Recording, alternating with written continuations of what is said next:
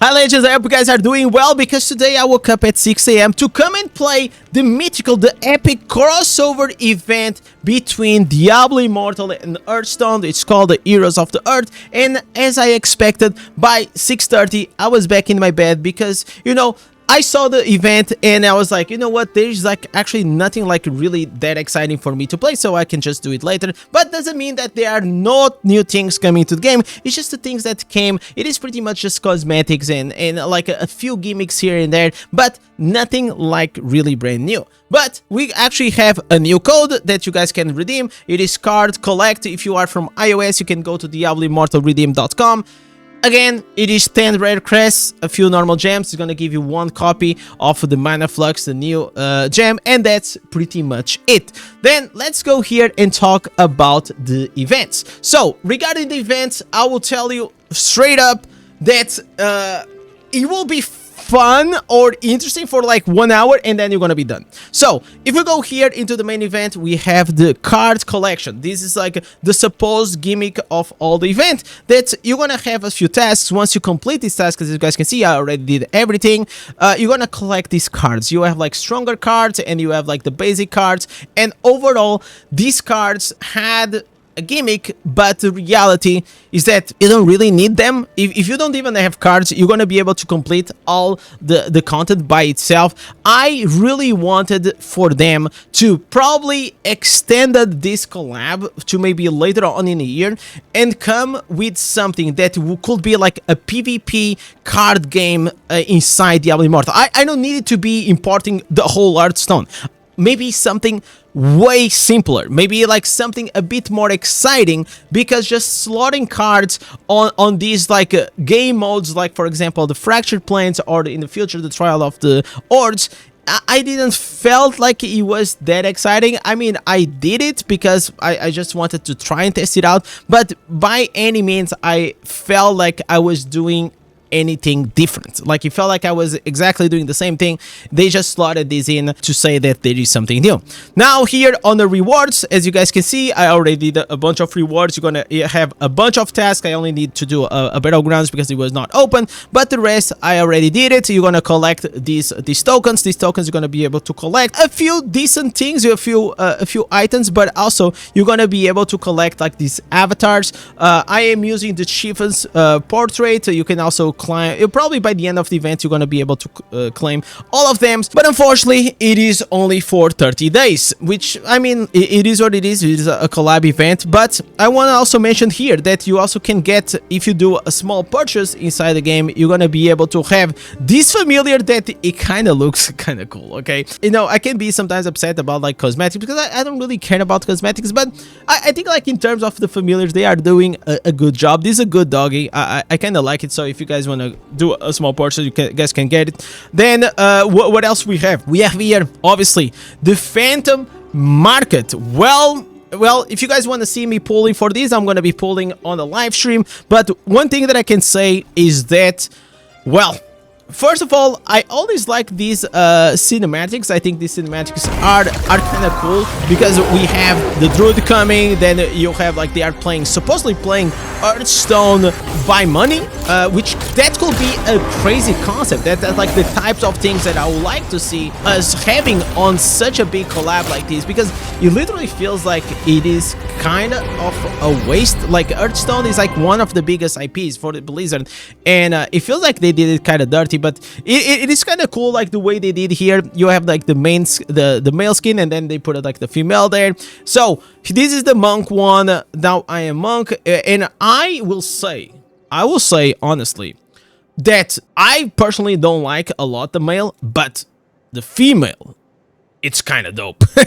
The female one, I like it. I really like the aura. I'm probably gonna just be changing to female monk just so I can play with this character. But I kind of like the way they did it, that they have a female that is completely different from the male version. The only issue that I have is that male version feels so much, it literally feels like Santa Claus, you know, like I wish you a Merry Christmas, right? Like it feels like that. It's not like that exciting, but obviously let me actually go here and see, for example, this is the Necromancer, we have the Crusader, it is fine. Then we have here the Demon Hunter. I mean, like this one has the feathers, I mean, like that's kind of cool though. But overall, it doesn't really change the needle. And Barbarian, I mean, Barbarian is always Barbarian, right? Like it doesn't matter what you want to say, Barbarian will always look cool. But what I'm curious is like, is the Jesus, oh my god, this is actually might be the first female Barbarian that I low-key kind of like it, man. Yeah, like as you guys can see, the female version, it is Jesus Christ, oh my god. Yeah, so much better. As you guys can see, like this is the cosmetic. Like, man, what the hell is going on here? Yeah, this is looking kind of nice, guys. Like the female protagonist here is like so much superior. Look at this hilt, Jesus Christ. Anyways, I'm getting carried away, but as you guys understand, man, Jesus, what are these dresses that we are having? Oh my god. All right, yeah, as you guys can see, obviously the female version, it is so much better than anything else. These are obviously some you know, expensive cosmetics, we all know that, but the thing is, like, you don't really have to buy any of these cosmetics. Personally, even if I was not a content creator for Diablo Immortal, I'll never probably get like these skins, to be honest. Hi, this is post-editing in that I just realized that I also did not show you guys the little Ragnaros while I was finishing this video. So if you guys want to have the little Ragnaros, pretty much you need to go and draw 6 pulls, and it looks kind of okay. I kind of prefer the doggy, but the Ragnaros, I will still take it. The other thing that I also want to tell you is that we have now the Winds of Fortune. You can activate these from Sunday to Monday, because like that you're gonna have like this double boost when it comes to your Oblivion Pillars and do your normal gems. And the other thing is that obviously if you like to play Hearthstone, well, if you reach to level 10 in Diablo Immortal, you're gonna be able to have this free skin on Hearthstone, and like that you can enjoy more of the game. So back to you, Indez. But the next thing, let's talk about it, because like skins are skins. At the end of the day, a new skin will come and this one will fade away, like this one that everyone likes it, like next month. And that's the cadency that we're having. The cadency, it is so fast in terms of skins and also in terms of like legendary gems, that now I didn't even finish building here my Morn Skull or even my Crimson, because Blizzard, can we make gem power farmable, please? Because I want to rank up my gems, but I can't. I have the copies, but I really can't, because I don't have the gem power. But already a new gem. If I'm gonna build this one, I am still not certain, because it feels like it is unique and only and mainly only for PvP. So whenever you're gonna recharge this mana, whenever you have 10 mana and you click on the button, which is another thing, you have to click on the skill, and if you are above 50%, you're gonna have this AoE fireball coming, Ragnaros, and when you are below 50%, you're actually gonna poison everyone and you're gonna create like this silence.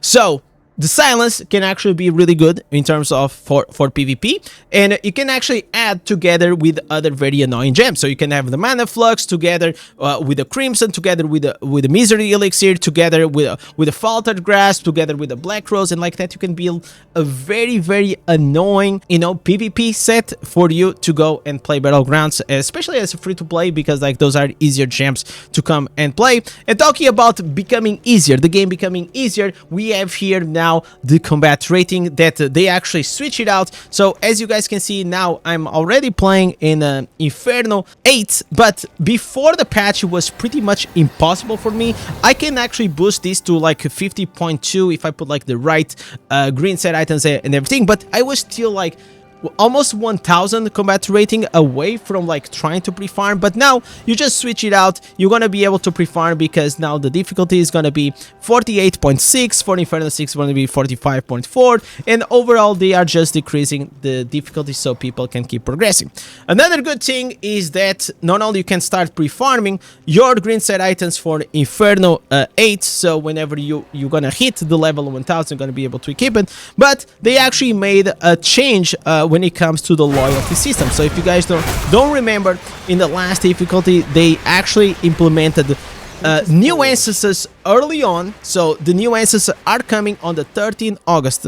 There's gonna be the Inferno 8 instances, but now you can actually start pre-farming, and whenever the instances come, you're actually gonna be able to collect them early on. The only doubt that I have is like, can we actually collect like before level 1000, or can we only use the Inferno? Because imagine like it would be weird if we're not like yet at Inferno 8 or level 1000 and we are already using these Inferno 8s answers. So we'll have to see, but if anyone knows, please tell me in the comments, like and subscribe and all these good things, because it always helps the channel. And another thing that I saw that someone sent me on my Discord is that the Barbarian actually got fixed in terms of like the whirlwind. So back in the day, we will have like these huge whirlwinds going around, right? And now I think it was Mueria here on my chat that just let me know that now we can actually have, this is how it looks without, you know, the 4 out of 4 affixes. So if you guys don't know what the 4 out of 4 affixes does, it just increases the range, and whenever you have the increased size plus the Colossus plus the 4 out of 4 of the Whirlwind, you will have like this huge visual affix for the Whirlwind. But from what I saw on the Crane's video, like this was like just a visual bug, because like the hitbox was still the same. But I guess that now they literally just fixed it, because now, as you guys can see, it is still bigger than the normal one, but it is way more balanced. Like it doesn't occupy like the whole the whole map like it used to. And probably, you know, like these will actually make people start contesting a lot when it comes like to this game, because there's always like things that, you know, they are buggy. But the last thing that I also want to tell you is that right now, you also, if you want to go for the new Manaflux, you can actually go here.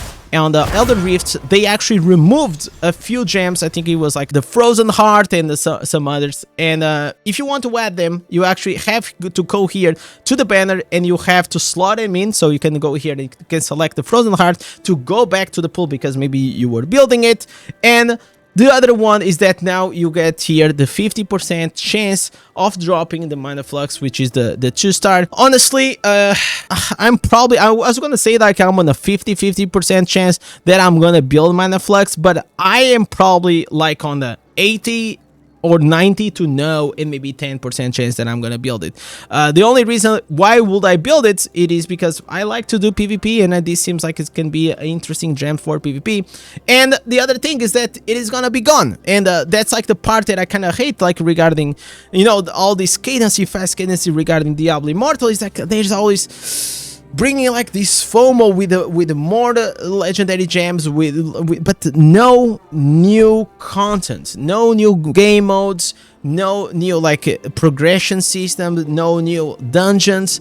And I feel like they should just take the feet out of the pedal when it comes like to these things, and try to shift like a bit the development into something that will be slightly more meaningful for the player base. Because I know you wanted to maybe like keep building up the hype, because maybe like your 3rd anniversary flopped, the Druid, it was not that hot, and now you felt pressure to come and here with this collab. But this collab is definitely rushed, it doesn't hit, and the hype is not there. The hype has to build by itself, because when something is cool, people will hype it, and you don't need to do anything. Like if a game is good, if they are bringing cool things, players will do that for you. You don't even need marketing push. So guys, this is about it. If you guys let me know your thoughts regarding this event. Are you excited? Are you actually gonna go and build here the normal gem or not? And with this, thank you for watching. Like and subscribe, and go watch the next video.